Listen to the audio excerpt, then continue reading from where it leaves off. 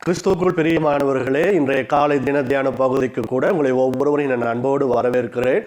இந்த நாளிலும் கூட யோவான் எழுதின சுவிசேஷ புஸ்தகம் 8ஆம் அதிகாரத்தில் 32வது வசனத்தை நாம் தியானிக்க இருக்கிறோம்.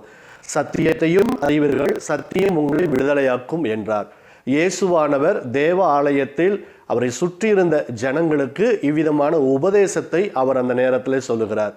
நீங்கள் 34வது வசனத்துக்கு மேலாக நீங்கள் பார்க்கிற பொழுது கூட அங்கு சொல்லப்பட்டு இருக்கிறது, இயேசு தம்மை விசுவாசித்த யூதர்களை நோக்கி, நீங்கள் என் உபதேசத்தில் நிலைத்திருந்தால் மெய்யாகவே என் சீஷராய் இருப்பீர்கள் என்று சொல்லி, இவரை விசுவாசித்த சில யூதர்களுக்கு தேவன் ஆண்டவர் இந்த 32வது வசனத்தில் சத்தியத்தையும் அறிவீர்கள், சத்தியம் உங்களை விடுதலையாக்கும் என்ற வார்த்தையை சொல்லுகிறார்.